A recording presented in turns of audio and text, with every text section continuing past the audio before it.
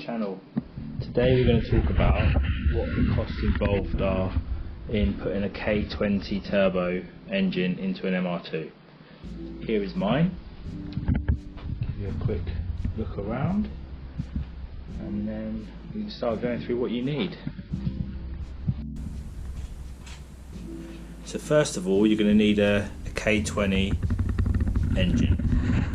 I chose a K20A2 engine out of an EP3 Type R, as the wiring was a lot simpler to convert to the MR2 wiring loom.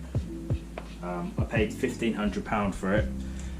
Done 110,000 miles. It came with the gearbox, the loom, the ECU, which I didn't think was too bad. That was crated to my house. So yeah, 110,000 miles. While I had the engine out, I took the sump off, checked underneath, it all looked okay, and I took the rocker cover off and that was all fine. So I put a new rocker cover gasket on, painted the rocker at the same time, sealed it back up, drilled the sump for the oil return line, fitted an AN10 compression fitting into it, ready so I had somewhere for the oil to drain back into, and that was that. So yeah, £1,500 I paid for the engine, which luckily when I started it was a bit of an unknown. I trusted the guy that it all worked fine, and it did.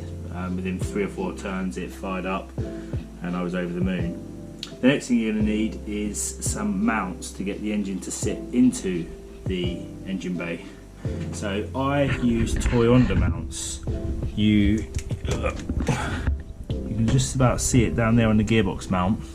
So there's 4 engine mounts that hold the engine and gearbox in. There's one at the front, one at the back, and one at either side. Pretty much the same as the MR2 has. I went for medium bushings because I don't want it to be too drony, too noisy. That, along with the gearbox shifter bracket and the clutch line, which converts the EP3 slave cylinder to the MR2 hardline, come in at about £700 I think, delivered from the States, and it was super quick. Didn't take long to get here at all. That now gets you the engine fitted in the car, so we're up to 1,500 and 700. I'll do a write-up at the end with all the breakdowns of the prices, so you can keep track of it. But then you need to get the gearbox to turn the wheels. So to do that you need Integra DC2 drive shafts. Now they're not very expensive, I just bought them off eBay, but I did buy a inner drive shaft off of a Civic. Mine didn't come with drive shafts, came with a half shaft, which you can see down there, but where that connects I put a Civic end on the DC2 drive shaft.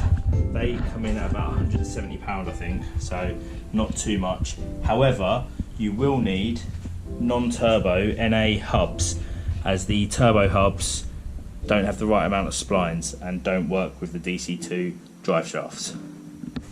While I had the gearbox off, I fitted a stage 4 clutch because, well, when I first started doing this I was going to go NA, but then part of me was, well, while I'm doing it I might as well, and we all know how that works out. I ended up with a big turbo on it instead. So I got a stage 4 competition clutch.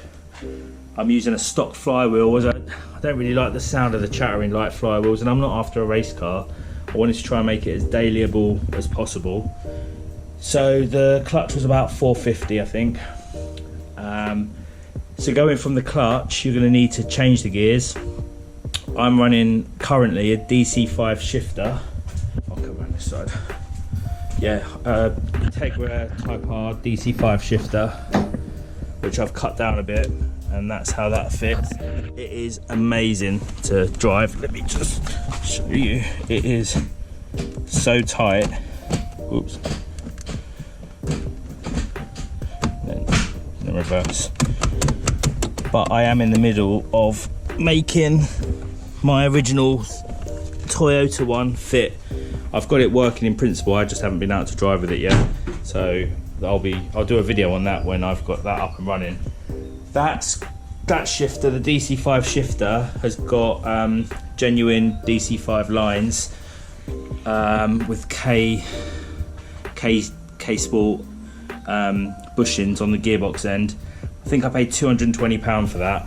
They're pretty dear. Well, it's not so much the shifter. You can pick them up for about £50. It's the lines that are quite the cables that are quite dear. So yeah, so now you've got an engine, you've got your mounts, you've got a clutch, you got your shifter.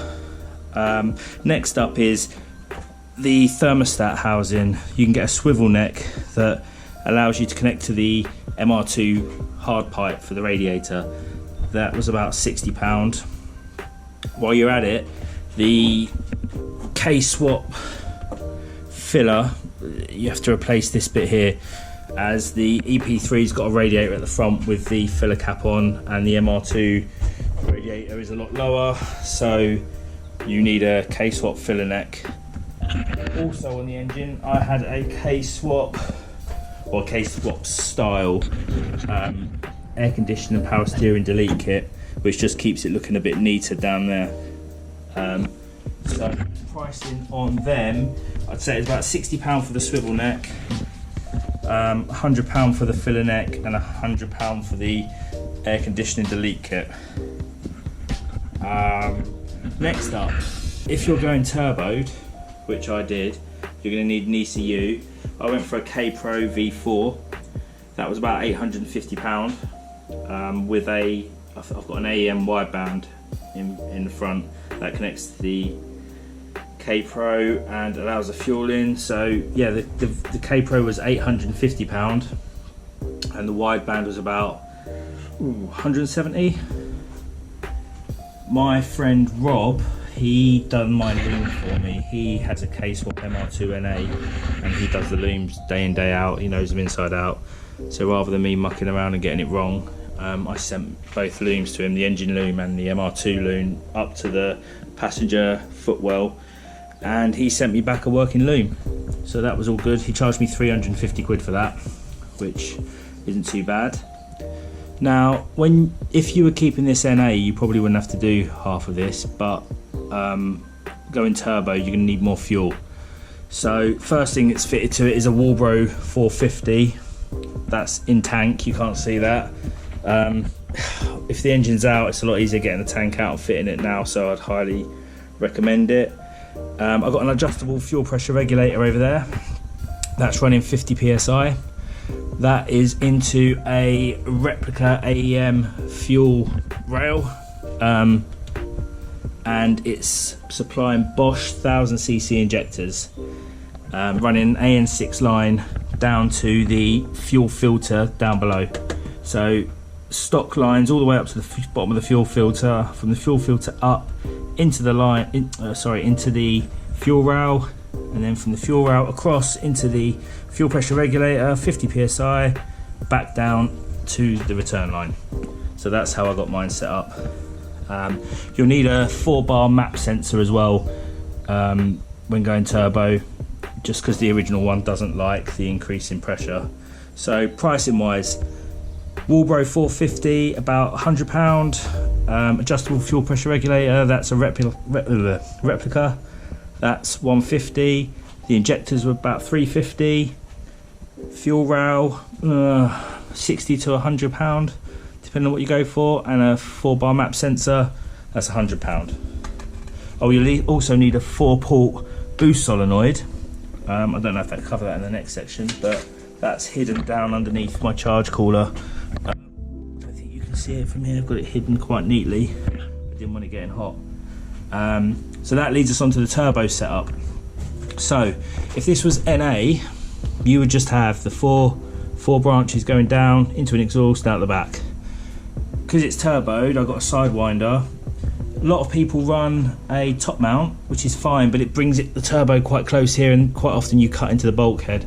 My aim was always to try and keep the bulkhead intact and keep it as if it left the factory with a K20. So when I open the bonnet, unless you know, you don't really notice anything different, along with the charge cooler. But yeah, so that is a sidewinder manifold. It did come with a wastegate on the underside, but I just found it too cumbersome and it hindered my oil drain, so I had it modified and put on top, which makes accessibility to the wastegate a lot simpler. I've got an external screamer. I did run it originally with an internal, but when I redid my exhaust, I decided to go quieter on the exhaust with 2 boxes and a sports cat, and then run the external screamer external. So yeah, sidewinder manifold, about 550 with the modifications. The wastegate isn't genuine, it's a good replica. £100 up to, well, £100 for what I've got, 250, 350 for, depending on whether you go Turbo Smart or Teal or any of the other big brands. So my turbo is a Pulsar roller bearing 3582R. That runs into my charge cooler. That charge cooler was the biggest I could fit in the corner. I think it's about 33 centimeters by 40 centimeters by 11 or 12 centimeters, and 3-inch inlet, 3-inch outlet. So my boost run is straight from turbo cooled inlet, which gives it amazing throttle response for a turbo car. Also, the 3582 doesn't come in as low as like a, well, drive a turbo diesel. It comes in really low. This comes in three something, but it works really well with the VTEC. It's quite a linear power supply. I'm still running an open diff at the moment and it doesn't spin up, but I've got 255 Yokohama AD08 RS's on it, so that may help, but traction isn't a problem with an open diff, which I did worry it was going to be. So yeah, going back to the turbo, charge cooler, that was about £200. But in fact, let's go for the whole kit. It's got a radiator up the front, all the pipe work, the pump, coolant, pipe. Yeah, it probably about £400–500, I'd say, for the charge cooler kit. Turbo's about £700. All your lines and fittings. So the oil drain is an AN10, and that runs all the way over here. It's an AN10 into a 45, 70 centimeter AN10 hose into a 45 down there, just in case you wonder what length you need should you do it. And the oil supply is an AN4 line. Sorry about that, that's my phone. AN4 line. You can get an extension. You can get an extension off of the oil pressure sensor, and you tee into that, and that supplies the turbo with the oil, as you can see over there. What are we up to next? Turbo. An exhaust. So my exhaust I made myself. It's running 2 boxes. You can't really see it, it's a bit dark here. But I went for a really stock looking exhaust. I've got 2 boxes and a sports cat, and it's 3-inch all the way through. That, if you were going to get it manufactured, would probably be about £600. Well, probably be more of a sports cat, maybe 800 with a sports cat. But I've done it all myself. I bought a TIG welder, and I've fabbed up my downpipe, my screamer pipe. I didn't have a go at doing the wastegate. That was a bit out of my league, but I had a friend that did that for me. The only other thing I've changed on here that I haven't made a note of is I've got a different size throttle, what do you call that, throttle wheel. I didn't like the feel of the pedal on the MR2 when I did the conversion. A lot of people don't notice it, but it really bugged me. And I found a guy in the States that made a conversion plate. You take the throttle body off, you adjust it over, and it's night and day difference for me. It just makes the car absolutely lovely to drive.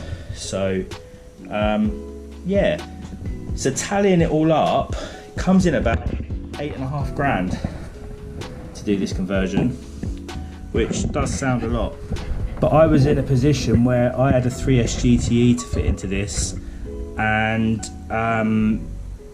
it was already in my track car.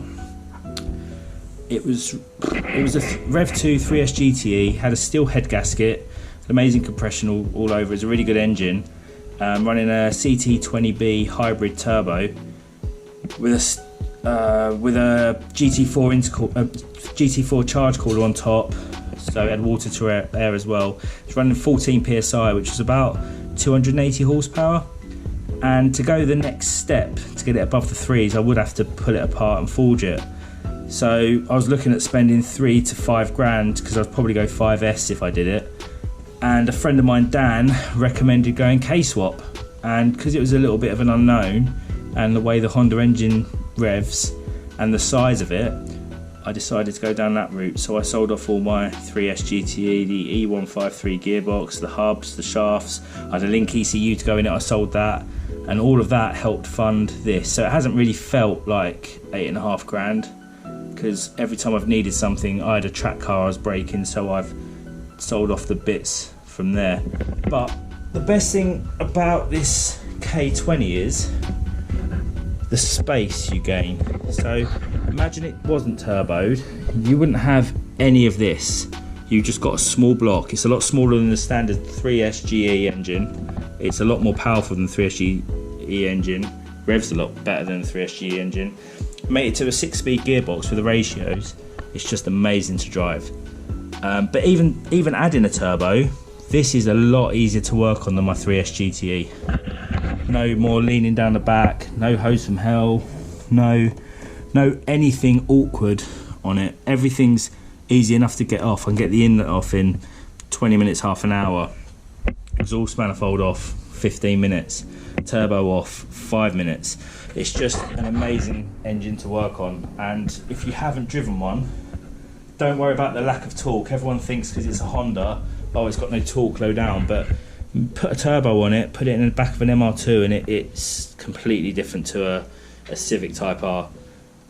So if you're on the debate as to whether or not to go for it, I can't recommend it enough. It's the best thing I've done, and the way it drives is like no other car. I've had big turbo Supras, twin turbo Supras, manual, auto, RS4s, I've had TVRs, I've had loads of cars, and this is just in a league of its own. And the best thing is it looks really subtle, so it's a bit of a wolf in sheep's clothing. But yeah, that's pretty much the summary. I'll post up at the end some sheets showing all the breakdown of costs. I can post some links to anything anyone wants, if anyone wants any help doing it. Any questions, just put a note in a comment and I'll try and answer it the best I can. But yeah, please like, subscribe, and I'll do you a few more videos in the future. Oh, this turbo, I did have a cheap Chinese on originally, but I'm going up to see Gordon at Street Racers to get it mapped on the 13th. So I'm hoping to run 400 odd horsepower, probably about 14 psi. So if you want to place a bet and see who can get the closest figure wise, please put a comment below. I'm going to go for 425 at 14 psi. There you go. So please comment, let me know if you think it's going to be higher or lower, or if I'm dreaming. But yeah, hope you like the video. There'll be more to come. Yeah, like, subscribe. Peace out. Bye.